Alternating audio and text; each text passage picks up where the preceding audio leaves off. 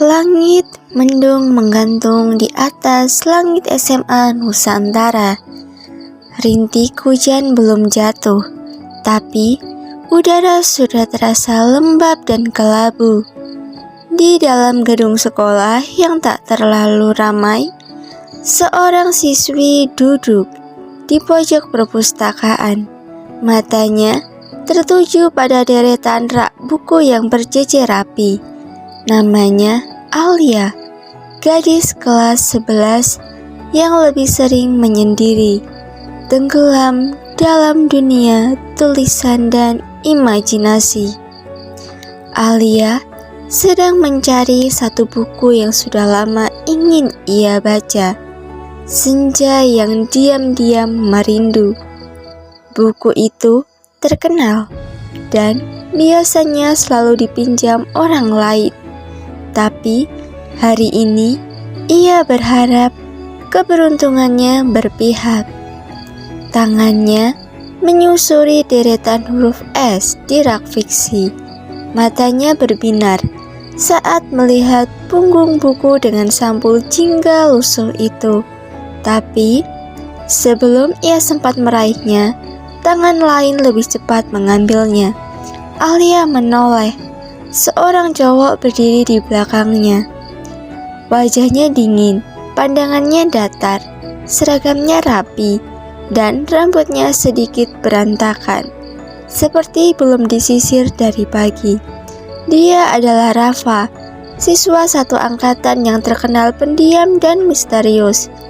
Banyak yang bilang dia arogan, tak suka bergaul, dan tak pernah tertarik dengan siapapun. "Kamu juga mau buku ini?" tanyanya. Suaranya rendah, tapi jelas. Alia mengangguk pelan. "Iya, tapi kalau kamu mau duluan, gak apa-apa." Rafa menatapnya beberapa detik, seolah berpikir. Lalu, tanpa berkata apa-apa lagi, ia menyerahkan buku itu ke tangan Alia dan berbalik pergi. Alia terdiam sedikit bingung. Hatinya berdebar tanpa alasan yang jelas. Hari berikutnya, Alia kembali ke kelas seperti biasa, tapi sesuatu terasa berbeda.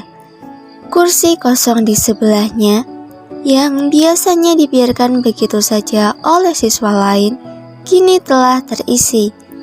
Rafa duduk di sana. Alia melirik, ragu ingin menyapa atau tidak.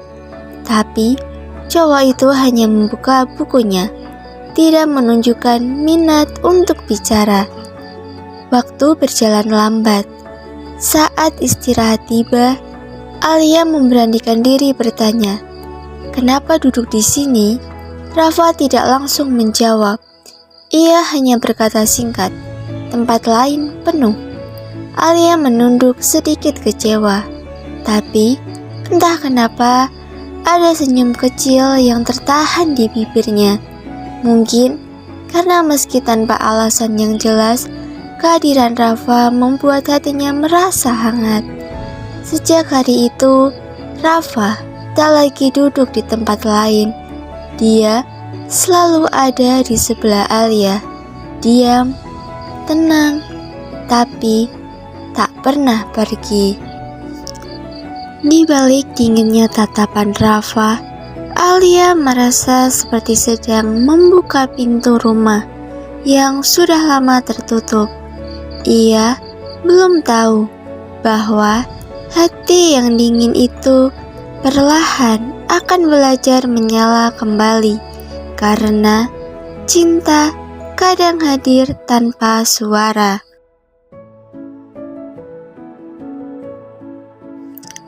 Hari-hari berlalu dengan kehadiran Rafa yang semakin terasa seperti rutinitas baru bagi Alia.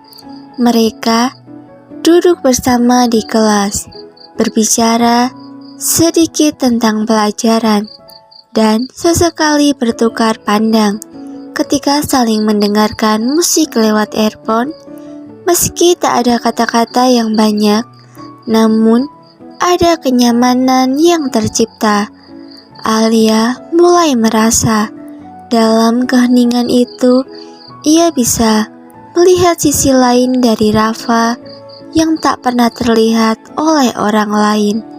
Namun, semakin lama Alia duduk berdampingan dengan Rafa, semakin ia merasa ada sesuatu yang mengganjal, sebuah kesedihan yang tersembunyi, yang terlihat dalam cara Rafa menundukkan kepala atau bagaimana matanya menghindari tatapan langsung. Sesuatu yang membuatnya penasaran, ingin tahu lebih jauh, namun juga takut jika ia terlihat memaksakan diri. Suatu sore, setelah bel pulang berbunyi, Alia kembali menuju ke perpustakaan untuk mencari buku untuk tugas. Seperti biasa, Rafa mengikutinya, tetap dengan langkah tenangnya. "Alia," suara Rafa tiba-tiba menyapa, membuat langkah Alia terhenti. Ia menoleh. "Mau jalan bareng pulang?" Alia mengangguk cepat senang. "Iya, ayo." Mereka berjalan berdampingan di luar sekolah. Jalanan yang sepi memberi kesempatan untuk berbicara lebih banyak. Namun, Rafa tetap saja seperti biasa, pendiam, dengan pandangan yang lebih sering kosong. "Kenapa sih kamu lebih suka diem?" tanya Alia, ingin tahu. "Aku yakin ada banyak hal menarik yang bisa kamu ceritain." Rafa berhenti sejenak, matanya menatap tanah seolah berusaha mencari kata-kata. "Aku gak bisa berbicara banyak tentang diri aku, Alia." Alia terdiam, merasa ada sesuatu yang lebih dalam dari jawaban itu. "Kenapa? Ada sesuatu yang salah?" Rafa menghela nafas, lalu akhirnya berbicara pelan. "Ibu aku meninggal waktu aku masih kecil. Sejak itu, aku belajar untuk gak terlalu dekat sama orang. Aku gak mau kehilangan orang lagi." Kata-kata itu membuat Alia tertegun. Ia tidak tahu harus berkata apa. Selama ini, ia hanya melihat Rafa sebagai cowok pendiam yang misterius. Tapi, sekarang ia mulai mengerti mengapa dia seperti itu. Perasaan kesepian, ketakutan akan kehilangan, dan luka yang dalam. "Aku gak mau jadi beban buat orang lain," Rafa melanjutkan, suara berat dan penuh kesedihan. "Makanya aku cuma diam, itu lebih mudah." Alia merasa hatinya seperti teriris. "Tapi kamu gak harus sendirian, Rafa. Kadang berbagi itu bisa bikin kita lebih kuat." Rafa menatap Alia, matanya yang kelam dan penuh keraguan itu mulai menunjukkan sedikit kerentanannya. "Aku gak tahu caranya. Semua orang yang aku sayang pergi begitu aja." "Aku gak akan pergi," jawab Alia tanpa ragu. "Aku gak akan meninggalkan kamu." Rafa terdiam lama, seakan perkataan Alia membuatnya terhanyut dalam perasaan yang selama ini ia tutup rapat-rapat. Namun, akhirnya ia hanya tersenyum tipis. "Kamu baik sekali, Alia." Alia tersenyum balik.